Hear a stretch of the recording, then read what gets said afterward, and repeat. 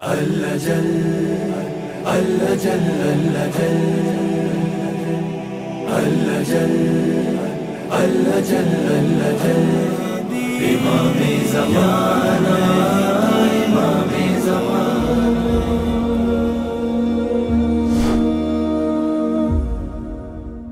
اس کا جو یہ مرحوم کولینی نے یہ لفظ لکھا ہوا ہے کہ یہ جو حیرت ہوگی اور غیبت ہوگی یہ کتنے عرصے ہوگی.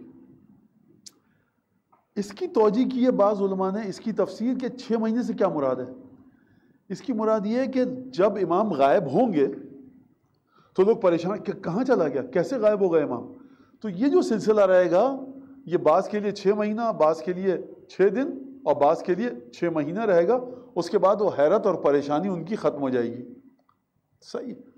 بعض نے مختلف ایک اور بات کی ہے کہ جب ظہور ہوگا تو بعض لوگ اس کیفیت میں ہوں گے، اور بعض نے کہا کہ یہ غیبت سے، کیونکہ یہاں پہ غیبت کا لفظ ہے، بعض نے کہا یہ غیبت سے متعلق نہیں ہے بلکہ حیرت سے متعلق ہے یہ چیز. یہ بات واضح ہو گئی. اب ایک سوال یہاں پر آتا ہے کہ اگر امام نے فرمایا کہ 6 دن یا 6 مہینے یا 6 سال، تو یہ امام نے یا کیوں کہا، یا 6 دن یا 6 مہینے یا 6 سال. یہ محدثین نے، علماء نے اس کی وجہ بیان کی ہے کہ تردید، امام نے تردید کے ساتھ کہا ہے کیا یا یہ یا یہ یا یہ. تو امام کو نہیں پتا تھا. ایک سوال تو اس کا جواب علماء نے دیا کہ قصد عدم تعین ہے. کیا مطلب؟ یعنی ارادہ جناب امیر المومنین کا یہ ہے کہ معین نہ کریں، نہ کہ مجھے نہیں پتا. آپ چھٹے امام سے پوچھ رہے ہیں شب قدر کب ہے، کہا کہ 19، 21 یا 23. فرشتے تو آپ پر نازل ہوتے ہیں، آپ بتا دیجئے. کہا کہ میرا مطلب، امام کہیں گے میرا ارادہ ہی نہیں ہے کہ معین کروں. اچھا، جب ایک انسان کہہ رہا ہے کہ یا 19 یا 21 یا 23، تو آپ اعتراض کرتے ہیں کہ آپ جھوٹ بول رہے ہیں، نہیں کر سکتے. وہ کہہ رہا ہے ان تینوں میں سے تو ایک ہے نا، تو میں بھی یہی کہہ رہا ہوں. میں نے کب کہا کہ 19 اور 21 نہیں ہے؟ اور ایک لحاظ سے شبہ قدر کہتے ہیں، آپ لیالی القدر کہتے ہیں، کہ جس کے اندر روایات میں آیا ہے کہ شب قدر کے ساتھ ساتھ جڑنا شروع ہو جاتی ہیں 19 اور 21 کی راتیں. تو اس لحاظ سے شاید امام نے جواب دیا، اور اس لحاظ سے تو بالکل واضح ہے کہ امام کہہ رہے ہیں ان تینوں میں سے ایک ہے. تو کب جھوٹ بولا جا رہا ہے؟ امیر المومنین قصد عدم تعین فرما رہے ہیں، یعنی ارادہ یہ کہ میں معین نہ کروں. اچھا، کیوں معین نہیں کیا جاتا؟ اس وجہ سے کہ انسان کو ہمیشہ تیار رکھا جائے. روایت آ جائے کوئی، بھائی دیکھو جو صاحب نماز نہیں پڑھتے تھے لیکن خمس دیتے تھے، حج پہ بھی گئے، ہر کام کرتے تھے، نماز نہیں پڑھتے تھے. اب ان کا انتقال ہو گیا، ان کا بڑا بیٹا بھی نہیں ہے، پیسے بھی چھوڑ کے نہیں مرے. چھٹے امام فرمائے اگر کوئی اس طرح کا آدمی، اگر فرماتے اگر اس طرح کوئی آدمی ہوگا نا جس نے کوئی ظلم نہیں کیا، کبھی حرام نہیں کھایا، کبھی غلط کام نہیں کیا، کوئی صرف نماز نہیں پڑھتا تھا، اور اس کا کوئی وارث بھی نہیں تھا جو نماز پڑھے، تو اس کے لیے جنت واجب ہے، پریشان مت ہو.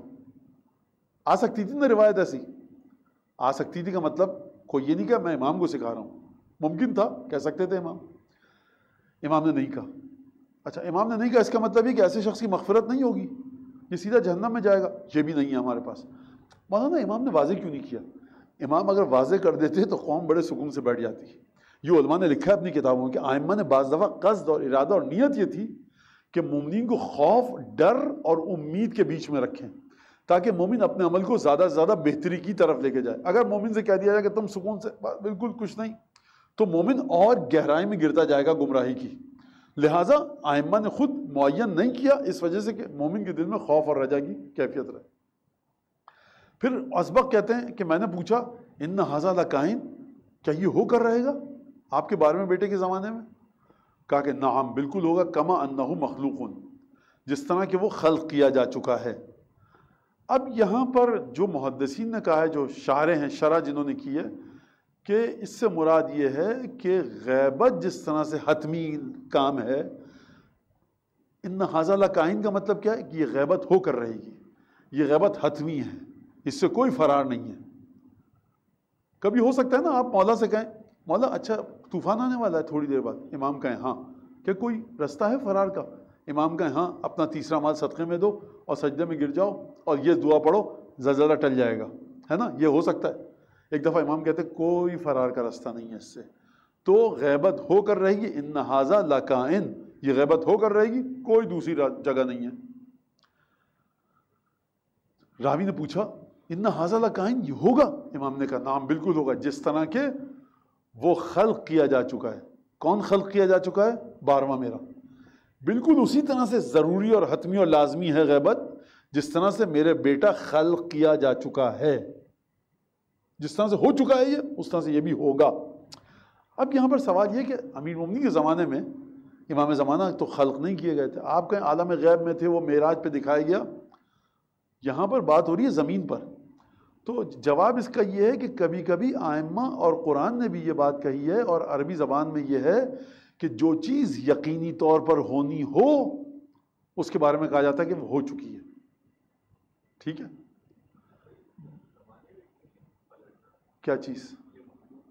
نہیں، زمانے کے بارے میں نہیں پوچھ سکتا وہ کہ زمانہ خلق کیا جا چکا ہے یا نہیں۔ نہیں، دہر ان ھذا لکائن، یہ ھذا پلٹ رہا ہے دہر کی طرف اور غیبت کی طرف۔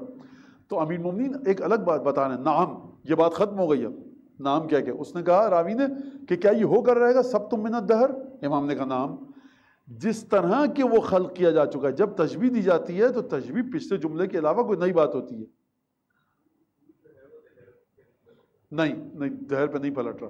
اگر امیر المومنین یہ کہنا کما انہ مخلوق، جس طرح کہ زمانہ خلق کیا جا چکا ہے، تو یہ ایک بے معنی سی بات ہوگی، لیکن احتمال کے طور پہ، امکان کے طور پہ کہہ سکتے ہیں بالکل جس طرح کہ زمانہ ہے تو اس زمانے کے اندر ظہور غیبت بھی ہوگی۔ کوئی اس میں ایسا کوئی ہمارے پاس روایت سے نہیں ٹکرا رہی ہے، لیکن کہ کیونکہ یہاں پہ بات ہو رہی ہے امام زمانہ کی، تو محدثین نے، علماء نے، شارحین نے جو پلٹایا ہے کہ اسے خلق کیا جا چکا ہے، یہ امام زمانہ کی طرف ہے۔ اچھا، یا آپ کی بات کہ اس کو کوئی ہمارے پاس ایسا کوئی قاعدہ قانون نہیں جس سے ٹکرا رہا ہو، ہم کہنے زمانے کی طرف نہیں پلٹ سکتا، بالکل غلط ہے۔ لیکن بہرحال لوگوں نے جو پلٹایا محدثین نے یہ ہے، اور یہ بھی تو دوسرا معنی کیا ہوا جو آپ نے بتایا، وہ یہ کہ زمانے کی طرف پلٹ رہا ہے، یہ زمانے کو جس طرح سے خلق کیا جا چکا ہے۔ ٹھیک ہے،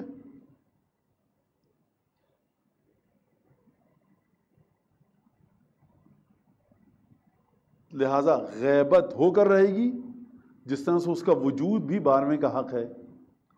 دوسری بات کیا ہوئی؟ جس طرح سے خود زمانہ حق ہے اس طرح سے اس زمانے میں غیبت بھی حق ہے، یہ بھی کہہ سکتے ہیں۔ اچھا، اسبق کہتے ہیں میں نے پوچھا ادرکو ذالک الزمان، مجھے وہ زمانہ ملے گا، میں ہوں گا اس وقت؟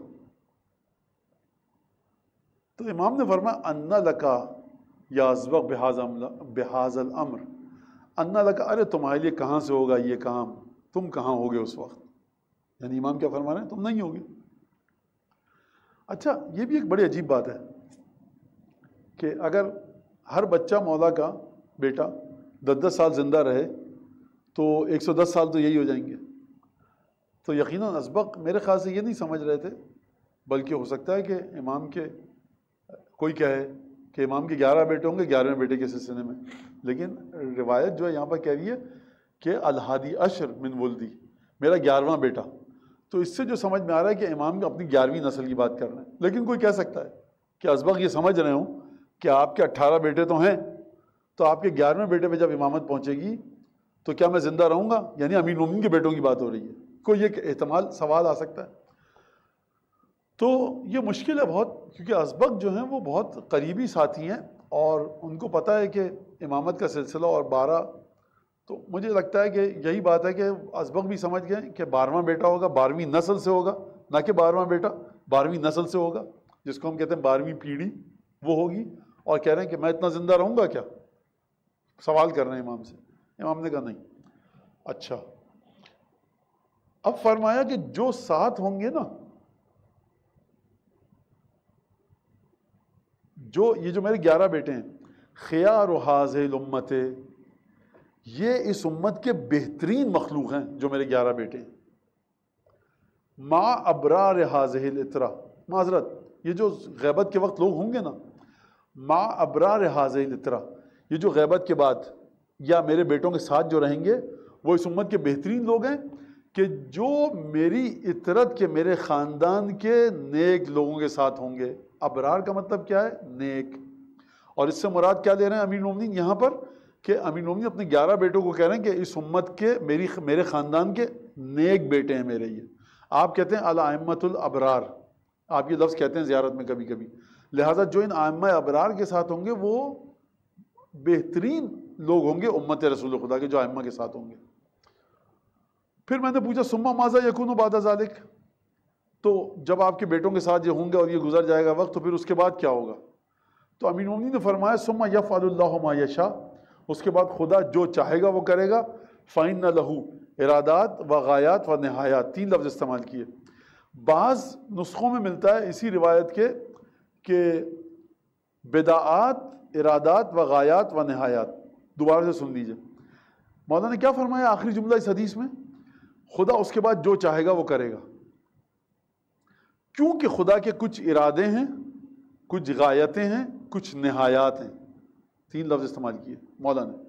بعض جگہ پر ہے بدعات، ارادات، غایات، نہایات، 4 لفظ. اب یہ بدعات کا کیا مطلب ہے؟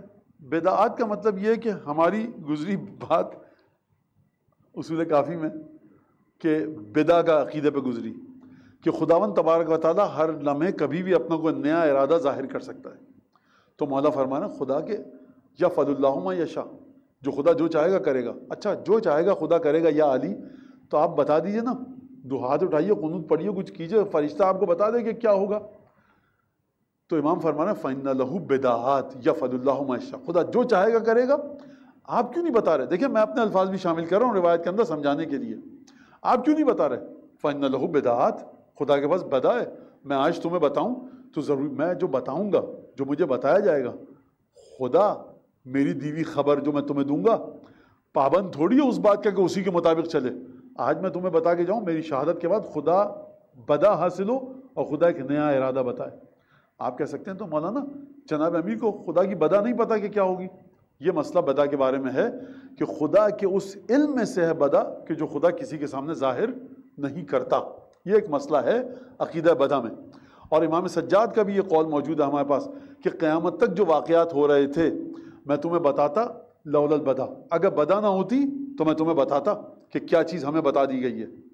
اور اگر میں تمہیں بتا دوں، اب میں سمجھانے کے لیے کہہ رہا ہوں، اور خدا کو بدع آ جائے، میں کہوں 2024 میں فلاں جگہ سیلاب آئے گا، نہیں آئے، تم کہو گے کہ امام سجاد نے غلط بتایا، جبکہ میں نے صحیح بتایا ہے. بدع حاصل ہوئی ہے خدا کو، یعنی خدا نے اپنے دوسرے ارادے کو تمہارے سامنے ظاہر کیا ہے. لہٰذا جناب امیر کیا فرما رہے ہیں یہاں پر کہ خدا کی کچھ بدعات ہیں، یعنی بدع حاصل ہوتی ہے خدا کو، کچھ ارادے ہیں اس کے، کچھ غایات ہیں اور کچھ نہایات. اب یہاں پر دیکھیے آپ ذرا کہ جو مرحوم مجلسی نے کہا ہے، فرمایا ہے کہ فَإِنَّ لَهُ بدعات. بدعات مطلب میں نے بتایا کہ حادث ہوتا ہے، واقع ہوتا ہے، خدا کا ارادہ ہر آن تبدیل ہو رہا ہے. خدا کچھ بھی ارادہ کر سکتا ہے، کوئی بھی چیز آپ کے سامنے ظاہر کر سکتا ہے. خدا آپ کو خواب میں دکھائے کہ کل صبح جب اٹھیں گے تو مسقط میں 52 ڈگری سینٹی گریڈ ہوگا، اور آپ کو جبرائیل آ کر بتا کے جائیں. آپ صبح کو اٹھے -2 تھا، خدا یہ کیا ہو گیا، خبر آئے گی بدع حاصل ہو گئی، تو مجھے کیوں نہیں بتایا؟ تمہیں ہم نے نہیں بتانا چاہا. اس کو سمجھیے آپ. شاید ہو سکتا ہے کہ لوگ کہیں مولانا کیسی باتیں کر رہے ہیں. یہ بدع کے بارے میں ہے کہ جو علم آپ کے سامنے ظاہر کیا جاتا ہے. اچھا آپ کو بدع کو سمجھنا ہے نا، آیات کے ذریعے سمجھیے. آیات منسوخ ہوتی ہیں کہ نہیں ہوتی؟ صدقے والی یا ایھا الذین آمنوا، اگر رسول کے ساتھ سرگوشی کرنا چاہتے ہو فقدموا بین یدی نجواکم صدقہ، سرگوشی سے پہلے صدقہ دو. گئے جناب امیر، سونے کا ایک سکہ تھا، 10 سکوں میں توڑوایا چاندی کے، ہر دفعہ آگے صدقہ دیا، ایک سرگوشی کی، 10 سوال کیے. جیسے 10 درہم ختم ہوئے تو گویا خدا نے کہا ختم ہو گیا، جو پوچھ سکتا تھا بقیہ خدا کی آیت آئی. اشفقتم، پریشان ہو گئے کیا، گھبرا گئے، صدقہ دینا پڑ رہا ہے، ٹھیک ہے چلو تو چھوڑ دو اب اس آیت کو. تو خدا کو نہیں پتا تھا کون صدقہ دے گا.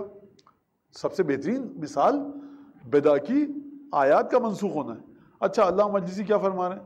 تو ایک تو بدعات، مسلسل خدا کے حادثہ یعنی نیا ارادہ واقع ہونا. کل تک خدا نے یہ ارادہ کیا تھا، مجھے یہ علم دیا تھا، آج خدا کا ارادہ تبدیل ہو گیا. خدا ہے تو نے کیوں ارادہ تبدیل کیا؟ ایک مصلحت میں نے دیکھی، تمہیں بتا دیا یہ، اب تمہیں وہ بتا دیا.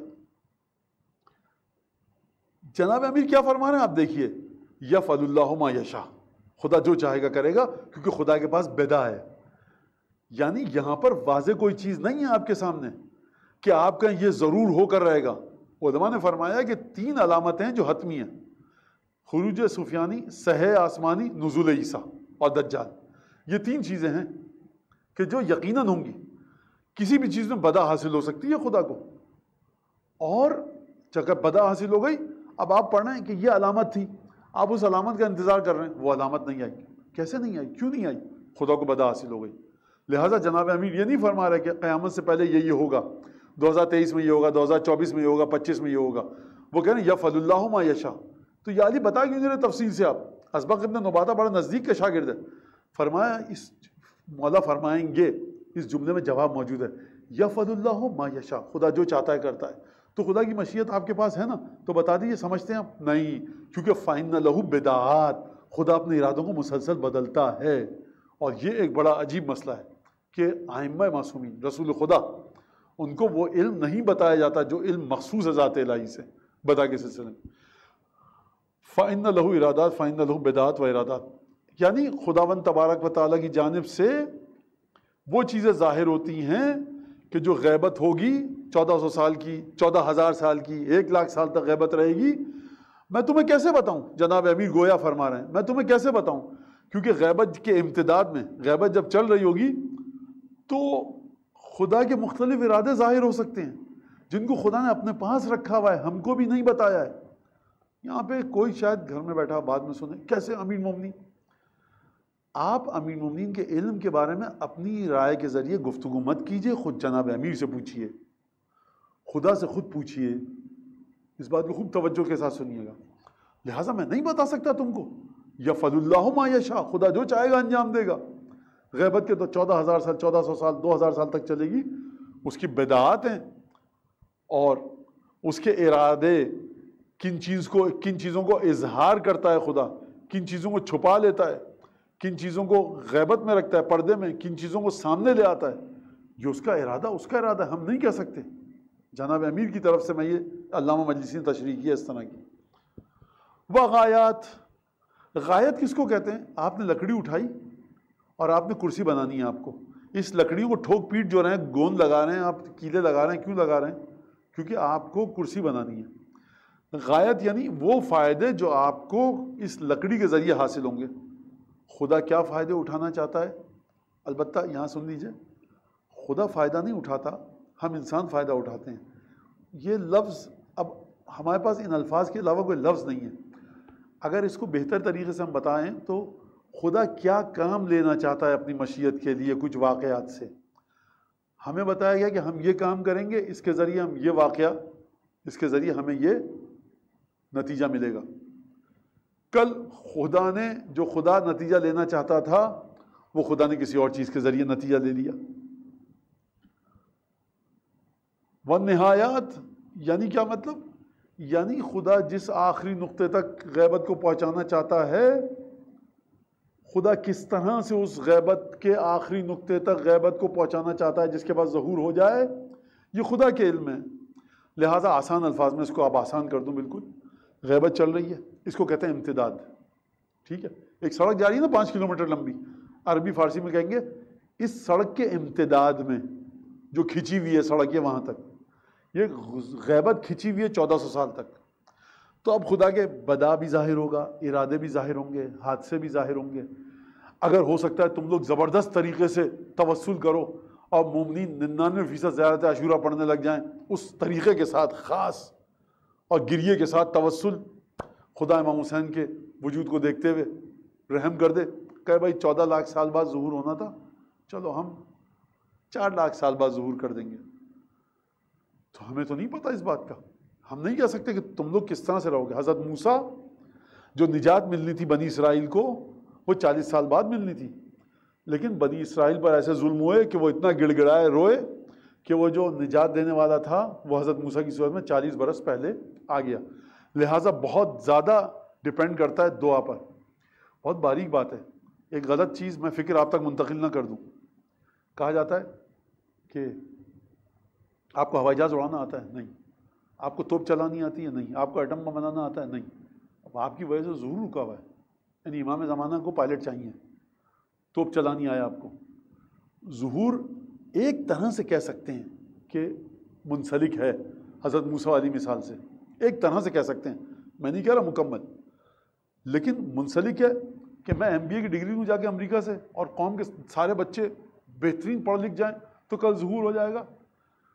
اگر منسلک ہے مومنین کے وجود سے تو اس سے ہے کہ دعا کتنی کرتے ہیں آپ اور کس حد تک امامت کی معرفت آپ کے اندر ہے, اور جو امام نے غیبت میں آپ کو کام کرنے کو کہا ہے وہ کس حد تک ہم اور آپ کر رہے ہیں. یہ ہے. تو خوب اس کو سمجھ لیجیے گا. ہمارے یہاں ممبر سے گفتگو تو شروع کی جاتی ہے, ظہور غیبت آپ سے تعلق ہے, مجمع ذرا جم کے بیٹھتا ہے, اب مولانا بتائیں گے, کہتے ہیں آپ نوبل پرائز نہیں مل رہا آپ لوگوں کو, آپ لوگ یہ نہیں ہیں, آپ کے ہارورڈ نہیں ہیں. میں بھی کہتا ہوں بھائی جائیے نوبل پرائز دیجیے, کوشش کیجیے, ہارورڈ کیمبرج بنائیے, پاکستان ہندوستان میں آپ ہر جگہ, وہ آپ کی دنیا چلانے کے لیے. مسئلہ یہ ہے کہ جو امام نے بتایا ہے کہ جو امام فرما رہے ہیں 11ویں امام, تمہاری اس چیز سے ظہور منسلک ہے, تمہاری اس چیز سے غیبت منسلک ہے, وہ کیا چیز ہے وہ بتائیے آپ, ورنہ یہ تو دنیا چلانے کے لیے ہے. تو یہ اس کو سمجھ لیجیے. میں یہ کہہ رہا تھا کہ ہم سے مربوط ہو سکتا ہے وہ اس حوالے سے. تو خداوند یہ جو غیبت چل رہی ہے یہ کیا ہے؟ اس کے دوران خدا کی بدا ظاہر ہو سکتا ہے, خدا کے مختلف ارادے ظاہر ہو سکتے ہیں. خدا اپنے ارادوں کے ذریعے چاہتا تھا کہ اس کو چھپائے, اس کو آشکار کرے.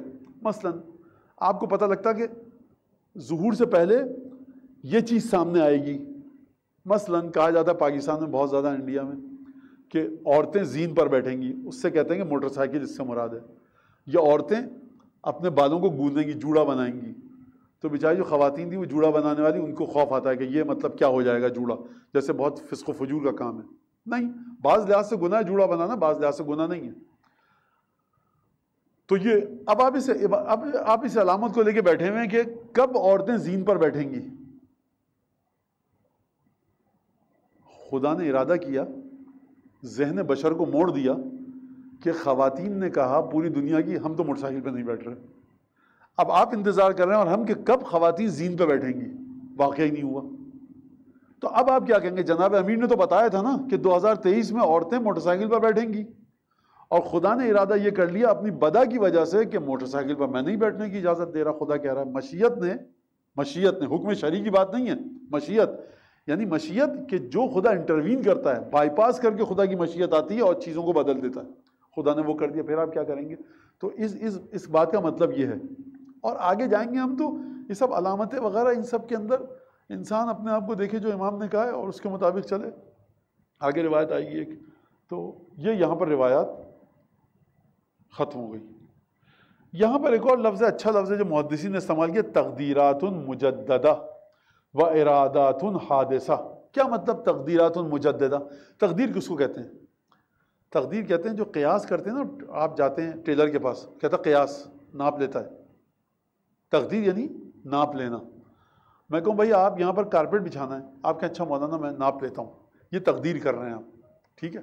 جس طرح سے قالین بچھانا ہے, دیوار میں سیمنٹ کتنی لگنی ہے, ہر چیز میں تقدیر ہے. کھانا پکنا, مرچیں کتنی ڈلنی ہے, جہاں بھی 1 چمچہ 2 چمچہ, جہاں بھی پیمائش آ جائے اس کو کہتے ہیں تقدیر, مقدار.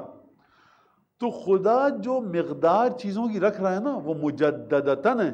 یعنی کیا مطلب؟ خدا نے جناب امیر کے زمانے میں تھوڑی دیر کے لیے کہوں سوچا, غلط لفظ ہے, سوچا کہ یہ کام اس طرح سے ہونا چاہیے. خدا نے دیکھا تم نے وہ کام کر لیا, تم نے حسین ابن علی کے ساتھ یہ کیا, اب تو رگڑ دوں گا تمہیں, اب تم دیکھو گے. تم نے یہ کام کیا, رسول خدا کی بیٹی چلتی ہوئی آئی وہاں سے یہاں تک 5 قدم, اب تو تم گئے.